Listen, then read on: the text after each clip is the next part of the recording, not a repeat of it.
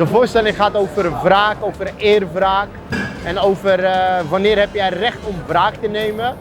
En wie is wanneer slachtoffer, wanneer ben je een dader. En als je wraak neemt, is dat dan terecht? Bijvoorbeeld op je ex, of moet je geen wraak nemen? Er is heel veel wraak, maar ook heel veel femicide. Er wordt elke 8 dagen wordt er een vrouw vermoord. En ik vind dat gewoon een belangrijk thema.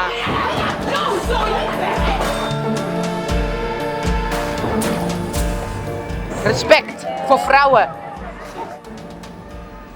En ik zweer het, toen we haar als één klein zwart pakket uit het water haalden, voelde het alsof ze nog voor één keer iets probeerde te zeggen. Ik vond het pakkend, origineel, greep me en het heeft elke seconde geboeid.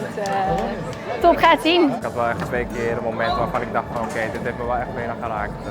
Je ging wel echt een traantje weg. Dat is ook grappig, het is pijnlijk en grappig tegelijk.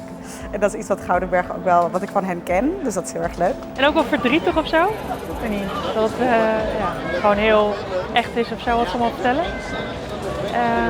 Het is vooral mooi en ik was wel even helemaal ondersteboven, denk ik wel. Ik ben een beetje sprakeloos eigenlijk. Ik vond het echt heel mooi. Er werd een thema aangehaald waar je eigenlijk niet echt over nadenkt. Maar op het moment dat je er op deze manier mee geconfronteerd wordt, dan... ik had wel een paar keer een brok in mijn keel. Dat vond ik heel mooi.